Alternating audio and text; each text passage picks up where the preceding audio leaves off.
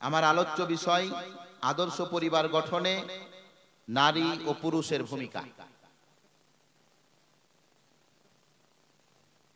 আমি আপনাদের সম্মুখীন ইনশাআল্লাহ 11টা অবধি আলোচনা করব যে বিষয় নিয়ে, তা হচ্ছে একটি সুন্দর পরিবার গঠনের জন্য আপনার এবং আপনার স্ত্রীর কি ভূমিকা থাকা উচিত। এমন কি মন্ত্র আছে, এমন কি ব্যবহার আছে যে ছেলে মেয়ে আপনার কথাতে উঠবে আর আপনার কথাতে বসবে। আজ যদি আমরা লক্ষ্য করি, ইসলাম যেই গুটি গুটি পায়ে মানুষের সঙ্গে ভ্রাতৃত্ববোধের একটা বজায় রেখেছিল,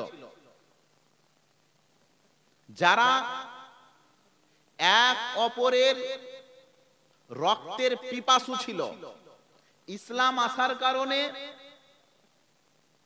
তারা অন্তরঙ্গ বন্ধু হয়ে গেছিল। কিন্তু আজ আমাদের অধিকাংশ পরিবার, 90 থেকে 98% পরিবার স্বামী স্ত্রীতে মেল নেই। বিয়ের প্রথম বছর বৌমা খুবই ভালো, বৌমার পেশাব পায়খানাও শ্বশুরকে সেন্ড করে। এটা কতদিন? প্রথম বছর। তারপরে যখন হয় 2-1 বছর, ও বৌমাও নিজের রূপ দেখাতে শুরু করে, আর ছেলেও তখন নিজের টেম্পার দেখাতে শুরু করে। বর্তমান পরিস্থিতিতে আমাদের যে পরিবারগুলি তৈরি হয়েছে, মূলত ইসলামী পরিকাঠামোতে তৈরি না হওয়ার কারণে আমরা দেখছি সন্তান সন্ততি তো জন্মগ্রহণ করছে, বেটা বেটি তো হচ্ছে, কিন্তু পশু প্রাণী আর ছেলে মেয়ের মধ্যে কোনো পার্থক্য আমরা খুঁজে পাচ্ছি? যেই পরিবারে বাপ গহিল ঘরে ঘুমায় আর বেটা ছপ্পর খাটের কম্বলে গরম মজা লেয়, সে পরিবারটাকে পরিবার বলতে হবে? যেই পরিবারের মধ্যে মা এবং বাবার জায়গা হয় সিঁড়ি ঘরের নিচে, কোঠরিতে, কুঁড়ে ঘরে, রান্না ঘরে, আর ওই পরিবারের মধ্যে বেটা বহু ছেলে পিলে নিয়ে কুরকুচ করে বাড়ির মধ্যে, ঘরের মধ্যে গরম বিছানার মজা লাই, সেটা দুনিয়ার সবকিছু হতে পারে, সেটা আদর্শ পরিবার হতে পারে? আচ্ছা, এখনো বুড়া বুড়িরাকে গহিল ঘরে ঘুমোতে দেয়, এটা ঠিক না বেঠিক? এখনো এইরকম পরিবার আছে। সন্তান সন্ততি বেটা তার মায়ের সঙ্গে 6 মাস ধরে কথা বলেনি, শুধু তার বউকে একটা উঁচু ভাষায় কথা বলেছিল। এর জন্য কোন পরিবার আমরা? বিন্দু বিন্দু ছোট্ট ছোট্ট বিষয় নিয়ে তছনছ হয়ে যাচ্ছে আমাদের পরিবারগুলি। আজকে আমাদের স্ত্রী, আমাদের মা ও বোন স্বামীকে বৃদ্ধাঙ্গুলি প্রদর্শন করে জীবনযাপন করে। হে প্রিয় বন্ধু, আদর্শ পরিবার গঠনের জন্য আল্লাহ পাক রব্বুল আলামিন আপনাকে এবং আপনার স্ত্রীকে, এই দুইজন ব্যক্তির উপরে আল্লাহ বোঝ দিয়েছেন, দায়িত্ব দিয়েছেন। আর এই দায়িত্বটা কেমন? আল্লাহ কোরআনের ভাষায় বলছেন, ওয়ালাহুন্না মিসলুল্লাযী আলাইহিন্না বিল মারুফ। পুরুষ তুমি এরই জন্য পুরুষত্ব তুমি দেখাও না তোমার স্ত্রীর উপরে। আল্লাহ পাক রব্বুল আলামিন বলছেন, স্বামী স্ত্রী, স্ত্রী স্বামী, এরা এক অপরের উপরে অধিকার রাখে। কোথায় লেখা আছে এটা যে আপনার স্ত্রী আপনার সারা জীবন পাটি বেঁধে? হঠাৎ করে একদিন আপনি দেখেছেন যে আপনার বেটা আপনার স্ত্রীর, আপনার বেটা আপনার বৌমার মাথায় তেল দিয়ে দিছে। আপনার বেটা আপনার বৌমার মাথায় কি দিয়ে দিছে? কথা বলে না, তেল দিয়ে দিছে। তখন আপনি আপনার স্ত্রীর কাছে গিয়ে বলছেন, আমার খেয়ে আব্দুল্লাহ ভাড়ুয়া হয়ে গেছে রে, বলছেন না? আস্তাগফিরুল্লাহ। ভাই ওটা কবুল বলে নিয়ে এসেছে আপনার ছেলে। ওই সম্পর্কটা পৃথিবীর শ্রেষ্ঠতম সম্পর্ক। আপনাকে খুশি হওয়া উচিত ছিল যে আমার ছেলে আমার বৌমাকে এতটা ভালোবাসে যে তার মাথার উকুন দেখে দিয়ে দেয়। এটি গর্ব করা উচিত ছিল। আম্মা জান আয়েশা আল্লাহর নবীর প্রিয়তমা স্ত্রী, তিনি বলছেন আল্লাহর নবী আমাদের গৃহস্থালির কাজে সহযোগিতা করতেন। আমরা আটা গুঁথতে পারতাম না, আটা সানা, আমরা আটা সানতে পারতাম না, আল্লাহর নবী আমাদেরকে আটা সেনে দিতেন। কে কাকে আটা সেনে দিতেন? আল্লাহর নবী আটা সেনে দিতেন তার স্ত্রীদেরকে, মানে স্বামী হিসাবে আল্লাহর নবী তার স্ত্রীদের কাজে সহযোগিতা করতেন। আম্মা জান আয়েশা বলছেন নবী মুহাম্মদুর রাসূলুল্লাহ সাল্লাল্লাহু আলাইহি ওয়াসাল্লাম জুতো নিজের হাতে সেলাই করতেন, কাপড় চোপড় ছিঁড়ে গেলে নিজের হাতে সেলাই করতেন, বাড়ির প্রয়োজনীয় কাজগুলো নিজের হাতে করতেন। দো জাহানের নবী মুহাম্মদুর রাসূলুল্লাহর চরিত্র ছিল গৃহস্থালির কাজে স্ত্রীদের সহযোগিতা করতেন। আর আপনি লাটের বেটা ষাট, পানি খানটা ঢেলে খেতে হয়েছে, তারই জন্য উমুকের মাকে হাইরে মা বহিন তুলে গালি দিলেন। তোকে উমুকের জন্য এনেছি, যদি পানি ঢেলে আমাকে খেতে হবে তো কি করার জন্য এনেছিস? হে রাখাল নিয়ে এনেছো না বউ এনেছো? কিছু কিছু লোকের তো মনে হয় না বউ এনেছে। বিয়ের দুদিন পরে বলে বৌমা বেড়ি কট্টি করে বাঁধতে পারো? জুতি বলে 2000, আলহামদুলিল্লাহ। আর জুতি 200-400 বলে দেয় তো আর খাইরিয়া তার নেই। আমার কে বহুটা খুবই খলজি, বিড়ি বাঁধতে পারে না। আল্লাহ মাফ করুক ওই সমস্ত দাইয়ুসদেরকে যারা স্ত্রীদের ইনকাম খায়। খাচ্ছেন না ইনকাম? অনেক পরিবারে স্ত্রীকে কিস্তি করিয়ে দিয়েছে, অনেক পরিবারে স্বামী নিয়েছে গোষ্ঠীর লোন আর স্ত্রীকে বলেছে বেড়ি বেনে বেনে শোধ করবি, করেনি? একবার স্ত্রী আর কিস্তির লোন জুটাতে পারে না, কি করবে? তো পাশের বাড়ির ওই আছে উমুকটা, ওকে বলেছে ভাই কিস্তি তো ভারী হয়ে গেছে, একবার দিয়ে দিও।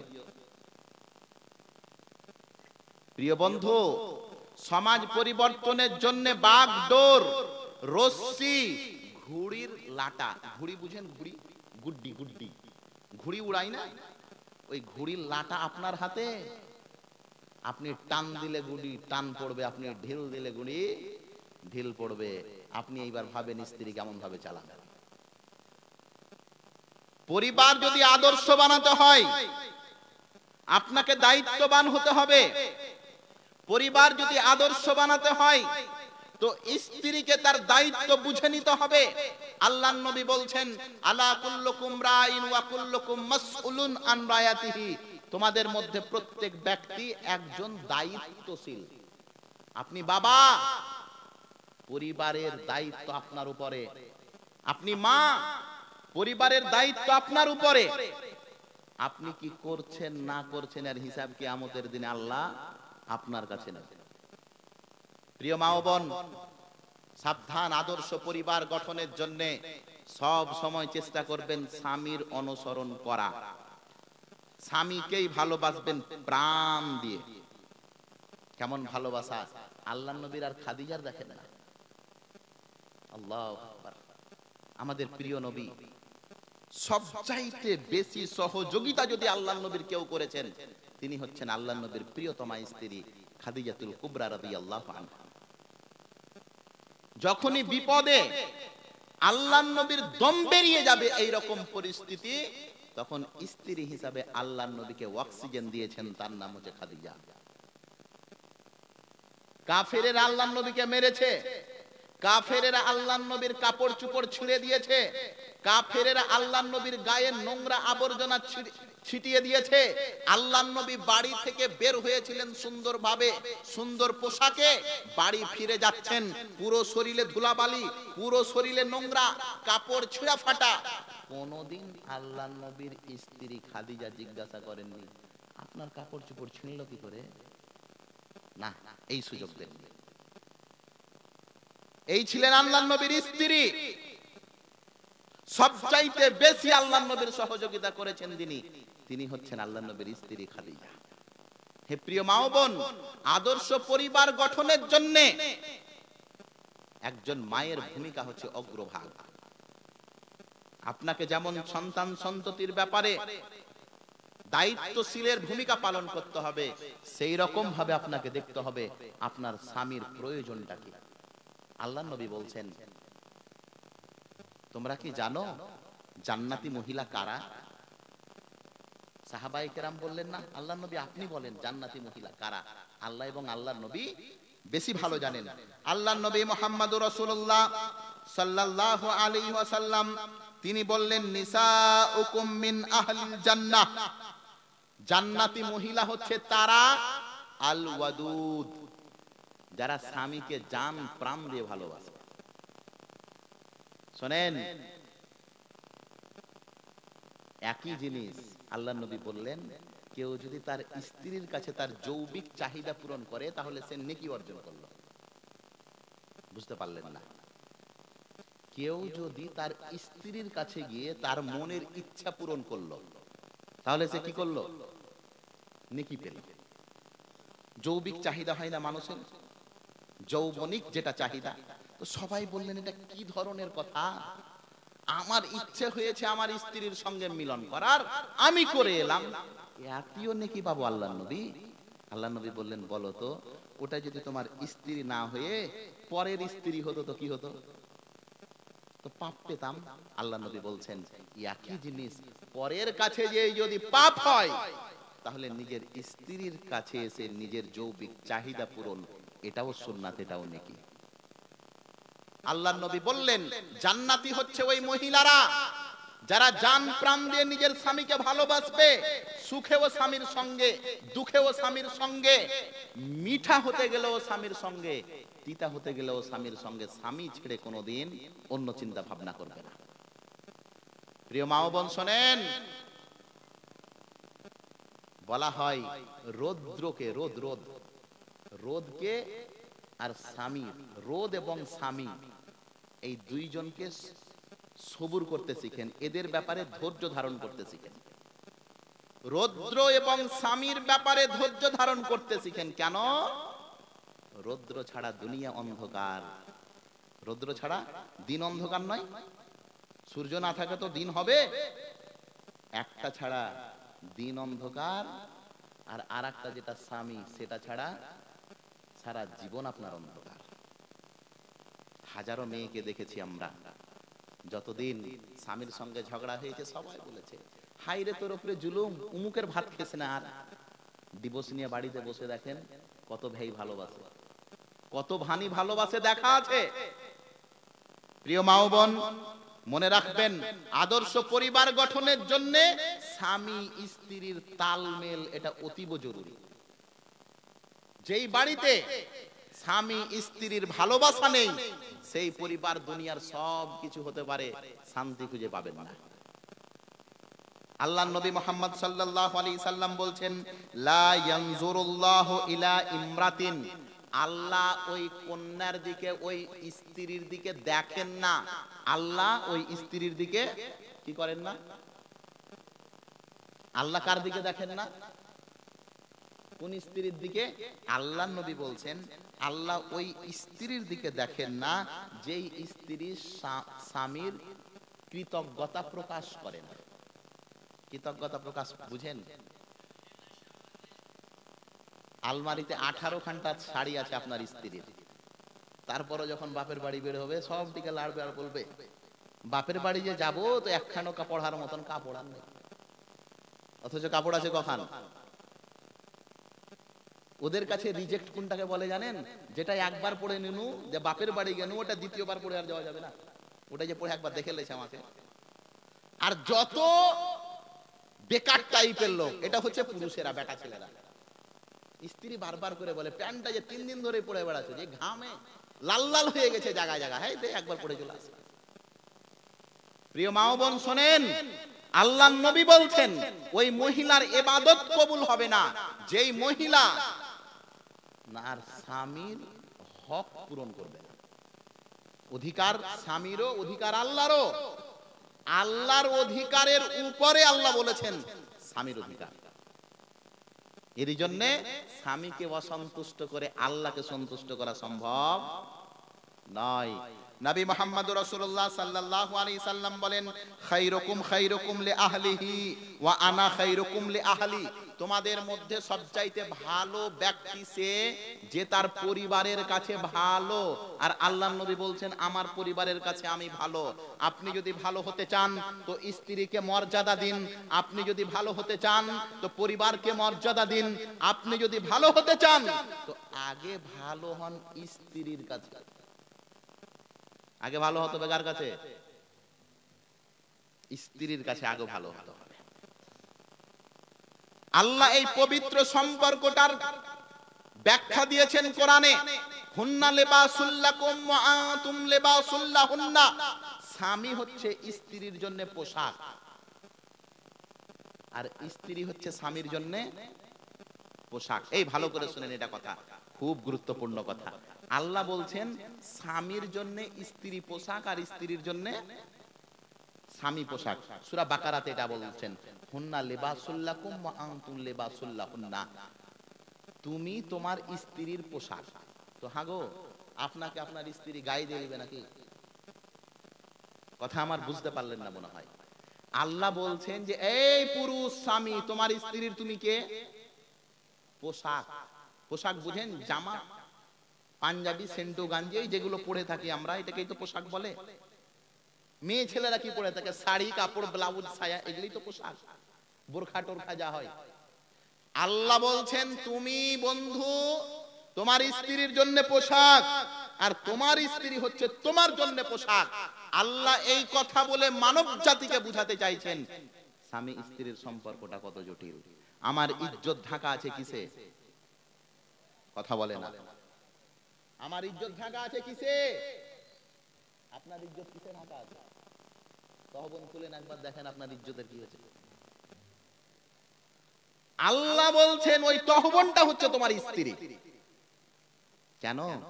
ওই পোশাকে যেমন তোমার ইজ্জত ঢেকে রাখে, তোমার স্ত্রী তো তোমার ইজ্জত ঢেকে রাখে। আল্লাহ বলছেন তোমার স্ত্রী হচ্ছে তোমার পোশাক। যেমন ভাবে পোশাক আপনার ইজ্জতকে ঢেকে আছে, অনুরূপ ভাবে পোশাক আপনার সৌন্দর্যকে বৃদ্ধি করেছে। সৌন্দর্যকে বৃদ্ধি করে না পোশাকে?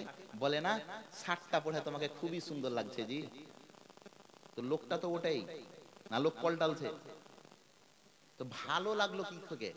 পোশাকে। স্ত্রী আপনার সৌন্দর্যকে বৃদ্ধি করবে। 3 নম্বর পোশাক। আল্লাহ পাক রব্বুল আলামিন বললেন স্ত্রী কেন? পোশাক আমাদের প্রয়োজনও বটে। প্রয়োজন নয়? এই যে মাফলার গায়ে দিয়ে আছেন, জ্যাকেট পরে আছেন, কেন? প্রয়োজন শীতের সময়। কোন মানুষের জন্য এটা কোনোদিনই সম্ভব নয় যে স্ত্রী ছাড়া দুনিয়াতে থাকবে। আল্লাহ আগে তৈরি হাওয়াকে করেননি, আগে তৈরি করলেন আদমকে। আদমকে তৈরি করে জান্নাতে রাখলেন। আল্লাহ দেখলেন যে আদমকে জান্নাতে সব সুখ সমৃদ্ধি দেওয়ার পরে উদাসীনতা ভাব আদমের, আল্লাহ পাক রব্বুল আলামিন তাকে স্ত্রী দিলেন। মা বাপ ভাই ভগ্গর বন্ধু দেননি। জান্নাতে আল্লাহ আগে সম্পর্ক কি বানিয়েছেন? কথা বলেন, কি বানিয়েছেন? আদমকে আল্লাহ কি দিয়েছিলেন? বাপ ভাই বন্ধু, যে বন্ধু দুটা দিয়ে দিয়ে গল্প করবে না। এই পৃথিবীর মাটিতে সর্বের প্রথম যেটা আল্লাহ সম্পর্ক আমাকে আপনাকে দিয়েছে সেটা হচ্ছে স্বামী স্ত্রী। আল্লাহ কোরআন মাজিদের মধ্যে বলছেন ওয়া কুলনা ইয়া আদামুসকুন আনতা ওয়া যাওজুকাল জান্নাহ। আল্লাহ বলছেন আমি বললাম এই আদম, তুমি এবং তোমার স্ত্রী দুজনেই মিলে জান্নাতে থাকো। পৃথিবীর ইতিহাসে প্রথম সৃষ্টি আদম, তারপরে হাওয়া। আর এই আদম এবং হাওয়ার সম্পর্ককে আল্লাহ বর্ণনা করলেন সেটা হচ্ছে স্বামী এবং স্ত্রী। অত ছোট করে দেখলে হবে না। স্বামী স্ত্রী এমন একটি সম্পর্ক, মরে যাওয়ার পরে জান্নাতের মধ্যে একটি মাত্র সম্পর্ক আমার আপনার টিকে থাকবে, সেটা হচ্ছে স্বামী স্ত্রী। জান্নাতে ভাইয়ের সম্পর্ক থাকবে না, জান্নাতে মা বাবার সম্পর্ক থাকবে না। সম্পর্ক যদি থাকে তাহলে ওই পরের বেটি যাকে আপনি বাড়িতে নিয়ে এসেছেন স্ত্রী হিসেবে তারই সম্পর্ক থাকবে। এর জন্য বন্ধু, স্বামী স্ত্রীর সম্পর্কের ব্যাপারে খুব সাবধান। প্রিয় মা ও বোন, আমি আপনাদেরকে বলছিলাম এই দুনিয়াতে বেঁচে থাকতে গেলে ভালো মন্দ এটাই নিয়ে তো সংসার। কোনোদিন উত্থান তো কোনোদিন পতন। মনে রাখবেন, যেই পুরুষটা একদিন আপনার গালে চাট করে থাপ্পড় মেরে দিয়েছে, সেই পুরুষটা তো কোনোদিন তার নরম ঠোঁটের চুমাও আপনার গালে দিয়েছে। আপনি ভুলে গেলে হবে না, এটার নাম জীবন। কত রকম তালি দিয়ে যে থাকতে হয়, অনেক সময় এই রকম মনে হবে এই জমিনের উপরে থাকার চাইতে জমিনের নিচে থাকাটাই ভালো। কিন্তু না প্রিয় মা ও বোন, আপনাকে থাকতে হবে সেই রকম ভাবে। আপনি দেখুন না ফেরাউনের স্ত্রীকে, ফেরাউন নাম শুনেননি? ফেরাউনের স্ত্রীর ঘটনা শুনেননি? এত বড় জালিম, এত বড় বদমাশ এই ফেরাউন, তার স্ত্রীকে কাঁটা দিয়ে তক্তাতে পুঁতে দিত। বুঝলেন না? তক্তা থাকে না, তক্তা, তো তক্তাতে এইভাবে কাঁটা মারতো, যে কাঁটাটা হাতে দিয়ে তক্তাতে ঠুকে দিত, পুঁতে দিত পুরো শরীরে। রক্তের বন্যা বয়ে যেত ফেরাউনের স্ত্রীর। তারপরেও কোনোদিন ফেরাউনের ব্যাপারে আল্লাহর কাছে ফেরাউনের স্ত্রী অভিযোগ দেয়নি। বরঞ্চ খুলেন সূরা তাহরিমের মধ্যে আল্লাহ পাক রব্বুল আলামিন স্পষ্ট ভাবে জানিয়েছেন। আল্লাহ পাক রব্বুল আলামিন বলছেন সূরা তাহরিমের 11 নম্বর আয়াত, ইজ ক্বালাত রাব্বিবনি লি ইনদাকা বাইতান ফিল জান্নাহ ওয়া নাজ্জিনি মিন ফিরাউন ওয়া আমালি। ফেরাউন তার স্ত্রীকে এত জুলুম করত, হাত পায়ে কাঁটা পুঁতে রেখে দিত, অথচ ফেরাউনের স্ত্রী ফেরাউনকে উল্টা পাল্টা কোনো কথা শোনাতো না, কোনোদিন গালিগুলোজ করতো না। ফেরাউনের স্ত্রী আল্লাহকে বলতো, আল্লাহ ফেরাউন আমাকে এই দুনিয়ায় মারছে, ওই দুনিয়ায় তুমি আমাকে এর বিনিময়ে জান্নাতে একটা ঘর দিও। দোয়া দেখেছেন? আর আজকে তো কত রকম যে গালি, আস্তাগফিরুল্লাহ। সবুর করতে শিখেন প্রিয় মা ও বোন, সবুরে মেওয়া ফলে। দুজন মিলেই যদি একই রকম থাকবেন, যা বাড়ি থেকে বেরিয়ে যা, ঠিক আছে কাপড় বেনে চললাম বাড়ি, তাহলে যার সংসার চলবে না। এটা পুরুষ, কত রকম যে মাথায় টেনশন আছে আপনি জানেন? আমাদের মধ্যে যে ভাইরা পরের নেতৃত্বে কাজ করে, হয়তো কোনো কোম্পানির কাজ করে, কাউরি দিন মজুর খাটতে যায়, আপনি জানেন প্রিয় মা ও বোন, যেটা আপনার স্বামী এই যে বিদেশে খাটে না, আমাদের এলাকার লোকেরা ছেলেরা খাটে কি খাটে না? রাজমিস্ত্রি যায়, আল্লাহু আকবার, জানেন কত আমি আপনি বাড়ি থেকে বের হতে পারি।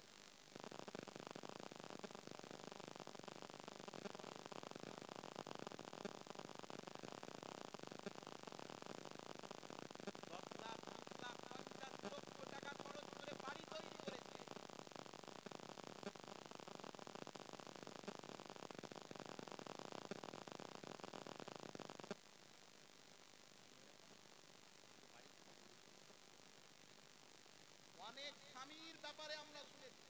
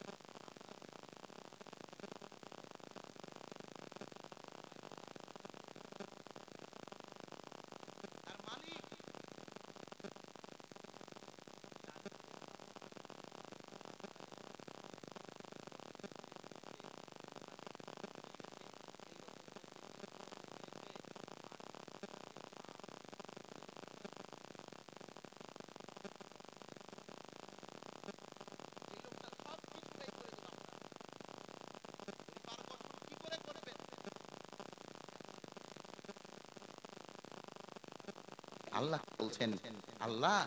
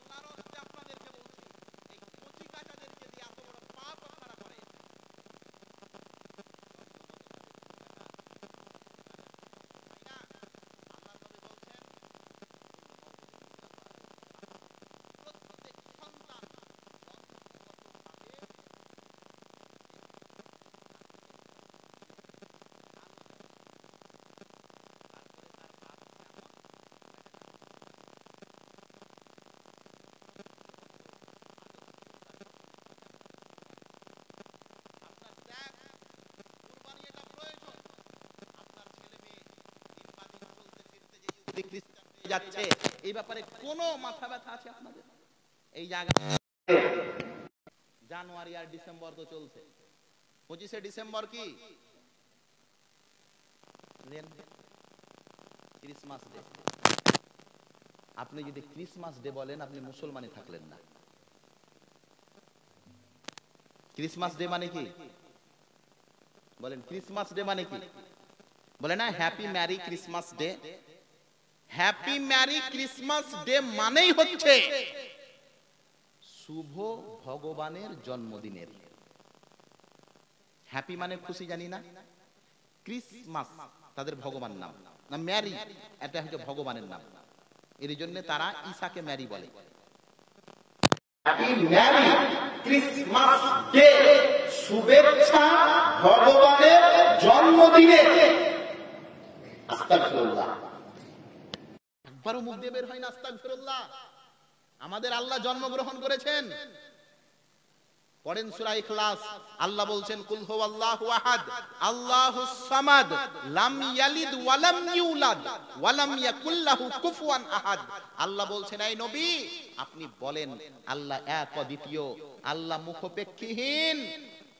আল্লাহকে কেউ জন্ম দেয়নি আর আল্লাহও কাউকে জন্ম দেয়নি। আল্লাহর জন্ম হয়েছে, কথা বলে না এরা। আকীদার বক্তব্য কি কারণে শুনলেন আপনারা? আল্লাহর জন্ম তারিখ আছে, আমাদের শত্রুরা বানালো 25শে ডিসেম্বর আল্লাহর জন্মদিন, আর আপনি সেই দিন কেক খেলান স্কুলে।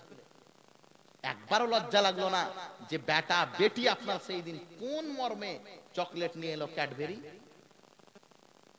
আল্লাহর নবী বলছেন মান তাশাব্বাহা বিকাউমিন ফাহুয়া মিনহুম। যদি কোনো মানুষ বিজাতির অনুসরণ করে, ইহুদি খ্রিস্টান নাসারার অনুসরণ করে, তাহলে ও ইহুদি খ্রিস্টান হয়ে গেল। হলো না? ইহুদি শুধু ইসরায়েলে আছে, ইহুদি শুধু ইসরায়েলে আছে। আর যেটাকে খাওয়াচ্ছেন পড়াচ্ছেন ওটা কি? আস্তাগফিরুল্লাহ, এগুলা প্যান্ট আপনাদের বেটার। এ দূরে কত জায়গা যে কেটেছে তার কোনো ঠিক ঠিকানা নেই। আর প্যান্টের দর্জি হয় এখন খুবই খুবই সহজ। আগে দেখতো যে এই সেলাই একটু টেढ़া আছে রে, টাকা তুই কম পাবি। আর এখন যদি সেলাই একটু টেढ़া তো ওটাই এখন ডিজাইন। আদর্শ পরিবার গঠন করবেন কি করে? হে প্রিয় মা, আমি আপনাকে শ্রদ্ধেয় ভাষায় বলছি, আপনার ছেলের প্যান্ট ছিঁড়া আর আপনি সপ্তাহে 3 দিন ওই প্যান্টটা পোশাক করেন, সাফ করেন, একদিন আপনার বেটাকে বলতে পারলেন না যেটা মানুষে পড়ে না কুকুর বাঁদরে রে, আপনার সঙ্গে যেহেতু কিনে লেসছে ওটা। এটা জাতির নমুনা হতে পারে, এটা আদর্শ পরিবার হতে পারে, এটা আদর্শ বাপ হতে পারে, এটা আদর্শ মা। জাতির কাণ্ডারি আপনারা, যে জাতি আপনার নির্ভর করে সেই জাতি আপনি ইহুদি এবং খ্রিস্টান বানাচ্ছেন। প্রতিনিয়ত নামাজে আমরা বলি গায়রিল মাগযুবি আলাইহিম ওয়ালাদ-দাল্লিন, বলি না? এটা বলেন কি বলেন না নামাজে? এটা না বললে রাকাত হবে? কি বলেন নাতি? আল্লাহকে বলি আল্লাহ তুমি আমাদেরকে ওই পথ দেখাও না যেই পথ তুমি দেখিয়েছো পথভ্রষ্ট ব্যক্তিদেরকে। এই পথভ্রষ্ট কারা? এই পথভ্রষ্ট হচ্ছে ইহুদি এবং খ্রিস্টান, যার কাছ থেকে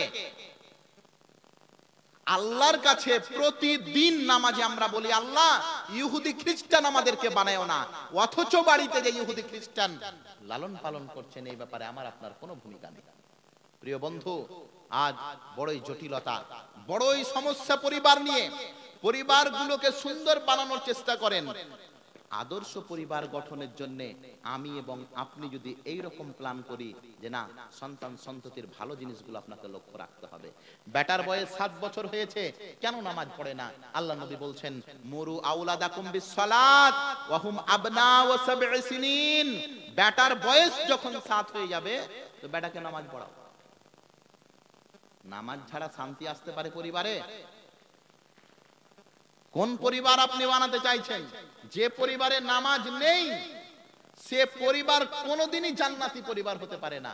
আর আল্লাহ নবী বলেছেন ওই ঘরটা কবরস্থান হয়ে গেছে, কবরস্থান হয়ে গেছে। কোন ঘরটা? যেই ঘরটাতে নামাজ পড়ে না। বুঝতে পারলেন না? লা তাজআলু, তোমরা বানিয়ে দিও না ঘরকে কি কবরস্থান। আল্লাহ নবী ঘরকে কবরস্থান বানানো কেমন? আল্লাহ নবী বললেন যেই ঘরে নামাজ পড়ে না সেই ঘরটা কবরস্থান। বলেন তো সমাজের মধ্যে অহরহ চলছে এই সমস্ত পাপগুলি। কোন দিন বেটা বেটিকে এই ব্যাপারে আপনি সতর্ক করেছেন? আপনি জানেন আপনার বেটা এই পিকনিকের জন্য রেডি হচ্ছে, কোনদিন আপনি নিষেধ করেছেন? রাস্তায় আমরা দেখতে পাই জানুয়ারি উপলক্ষে কুকুর শিয়ালেরা যেমন রাস্তায় মাতলামি করে, সমাজের মধ্যে দুপাইয়া কুকুর শিয়াল এক ধরনের তারা ডিজে বক্স বাজিয়ে এলাকা এলাকা দৌড়িয়ে বেড়ায়। কোনদিন আপনি নিষেধ করলেন না, করবেন কি করে? আপনারই তো বেটা একটা। প্রিয় বন্ধু, আদর্শ পরিবার বানান। আলোচনার শেষ হাদিস বলে, এই 2 মিনিট আছে আর, শেষ হাদিস বলে আমি যে কথা আপনাদের সম্মুখে আমি শেষ করব, শোনেন। নবী মুহাম্মদ রাসূলুল্লাহ সাল্লাল্লাহু আলাইহি সাল্লাম বলছেন, আবু হুরায়রা থেকে বর্ণিত, তিনি বলছেন লা সাবাকা ইল্লা ফি খুফফিন আও ফি হাফিরিন আও নাসলিন। আল্লাহ নবী বলছেন তিন ধরনের প্রতিযোগিতা ছাড়া কোনো প্রতিযোগিতা করা যাবে না। প্রতিযোগিতা বুঝেন? বুঝেন না? হ্যাঁ, খেলাধুলা। খেলাধুলা মানে ফের স্কুলের খেলাধুলা নয়। ও এইচএস এর মেয়ে, এইচএস মানে 12 ক্লাস নাকি? 12 আর 5 আনুমানিক বয়স 17, আনুমানিক 17 বছর। ও 17 বছরের আপনার বেটিকে দিয়া মাস্টার বাবু 5 কেজির বল চালা করেছে। তো মাস্টার বাবু এটা কি? এটা হচ্ছে প্র্যাকটিস। তো হ্যাঁ গো, ঢেল চালিয়ে আপনি বেটি ছেলেকে কি শেখাতে চাইছেন গো? আর সব কুকুর বাঁদরা দেখছে মুখের বেটি কত ঢেল চালাতে পারছে রে, কোন ঢেলে যে নজর আছে আল্লাহ জানে, আল্লাহই ভালো জানে। ছি, হয় না স্কুলগুলোতে? আরে 9-10 এর যুবক মেয়েদেরকে 100 মিটার রানে দৌড়াচ্ছে। এটা কি? এটাও শিক্ষার একটা অঙ্গ। ও মাস্টার বাবু, 365 দিনে একদিনও দৌড়ালেন না গো, আর যেদিন খেলা হবে সেদিন দৌড়ালেন বলছেন এটাও একটা খেলার অঙ্গ। কোন সাবজেক্ট? একদিনও হলো না, মাত্র একদিন। বেহায়াপনা নয় এটা? নীরব দর্শক হয়ে এরাই আবার আমাদের কাছে শিক্ষক, এরাই আবার আমাদের জাতির কাণ্ডারি। এদের হাতে আমাদের যুবক এবং যুবতীদের বাগডোর। মনে রাখবেন, বেটির বয়স যদি 13, 14, 15 বছর হয়েছে, বেটিকে বলে দেবেন স্কুল যাচ্ছ যাও, কোন রকম খেলাতে যেন তোমার নাম না থাকে। না, আপনি জানেন না, আপনি দেখছেন আপনার বেটি 100 কিলোমিটার দৌড়ে ফার্স্ট হয়েছে। যারা কুকুর বাঁদরেরা খেলা দেখছিল ওরা দৌড় দেখেনি, ওরা অন্য কিছু দেখেছে। খুব সাবধান, ওটা ইজ্জত আপনার। কখনোই ভুল করে এই কাজ করবেন না। আল্লাহর নবী বলছেন 3 ধরনের প্রতিযোগিতা ছাড়া সব প্রতিযোগিতা হারাম। কত রকম যে প্রতিযোগিতা হচ্ছে, ওই যে চলবে কিছুদিন পরে, টাঙা আছে না ওই আপনাদের বাজারে, বড় বড় গেট করা আছে, কিসের? উমুক কাপার তুমুক কাপার, যত মুসল্লিটি। আল্লাহু আকবার। যেদিন ফাইনাল হয় ওদিন ওই পাকুড় রোডের রাস্তাটাই যাওয়া যায় না, সব গরু খাওয়ার ভিড়। মনে রাখবেন, এই প্রতিযোগিতা ইসলামে বৈধ নয়, সেটা যেই করাক না কেন। আল্লাহ নবী বলছেন 3 ধরনের প্রতিযোগিতা ছাড়া সমস্ত প্রতিযোগিতা হারাম। 1 নম্বর প্রতিযোগিতা হচ্ছে ঘোড়া সওয়ার, ঘোড়ার প্রতিযোগিতা। 2 নম্বর উটের প্রতিযোগিতা। 3 নম্বর তীরন্দাজের প্রতিযোগিতা। 1 ঘোড়া দৌড়াদৌড়ি প্রতিযোগিতা, এটা বৈধ। 2 উটের দৌড়াদৌড়ি প্রতিযোগিতা, এটাও বৈধ। 3 তীরের নিশানদাজি, তীরকে কত সুন্দর নিজের লক্ষ্যে পৌঁছাতে পারে। এই 3 ধরনের প্রতিযোগিতা ছাড়া যত রকম প্রতিযোগিতা আছে, খেলাও হারাম, দেখাও হারাম। ভাবেন এইবার কাঁকড়িয়াতে আপনি অমুক ফিল্ডের আর অমুক ক্লাবের খেলা দেখবেন কি দেখবেন না? প্রিয় বন্ধু, মনে রাখবেন জাতি আজকে খুব ভয়ঙ্কর জায়গায়। আপনি যদি এই সমস্ত পরিস্থিতিগুলি না বুঝেন, এমন একটা ভয়ঙ্কর দিন চলে আসবে ভাই, আপনি চেষ্টা করবেন পরিবারকে ঠিক করার, আপনি চেষ্টা করবেন আপনার ছেলে মেয়েকে ঠিক করার, কিন্তু জল অনেক দূর গড়িয়ে যাওয়ার কারণে আর আপনি ফিরিয়ে পাবেন না। তাই এখন থেকে আপনাকে বলছি, স্বামী স্ত্রীতে কিছু প্ল্যান করুন, স্বামী স্ত্রীতে বুঝুন যে না, তুমি যদি বিড়ি না খেলে মরেই যাও, তো বিড়ি ওই পায়খানায় যেয়ে খেয়ে আসো, ব্যাটার সামনে খেতে পাবে না। আমি বলিনি আপনাকে বিড়ি খেতে, কিন্তু বিড়ি না খেতে গেলে যদি আপনার মালাকুল মত চলেই আসে আর আপনার জানটা বন্ধ করে নেয়, তো কোন কোনা কান্দিতে যে বিড়ি খেয়ে আসবেন? ব্যাটা বেটির আগা থেকে বিড়ি খাবেন না। স্ত্রীকে যদি বকতেও হয়, কোন ভুল কাজ করে দিয়েছে, ব্যাটা বেটির আগা দিকে তেরে মেরে করবেন না। কেননা আপনার যেটা স্ত্রী সেটা তাদের মা। আপনি আজকে যদি তার সম্মান হানি করেন, বেটা বেটির কাছে তার মা কিছুই সম্মান পাবে না।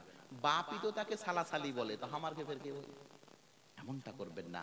পরিবার অবশ্যই, আমি চাইবো সন্তান সন্ততি আপনাদের উপর নির্ভর করে। যারা নানা দাদা, তারাও এই ব্যাপারে প্রচেষ্টা করবেন। কোনো মতেই বেটা বেটিকে মোবাইল জাতীয় জিনিস দেবেন না, কোনো মতেই সন্তান সন্ততিকে এমন কোনো কাজ, এমন কোনো জিনিস দেখাবেন না যেটা তার চরিত্রের উপরে প্রভাব ফেলবে। আল্লাহ যেন আমাদের সকলকে আদর্শ পরিবার গঠনের জন্য তৌফিক দান করেন। আমিন। ওয়া আখিরু দাওয়ানা আলহামদুলিল্লাহি রাব্বিল আলামিন। আসসালামু আলাইকুম ওয়া রাহমাতুল্লাহি ওয়া বারাকাতুহু।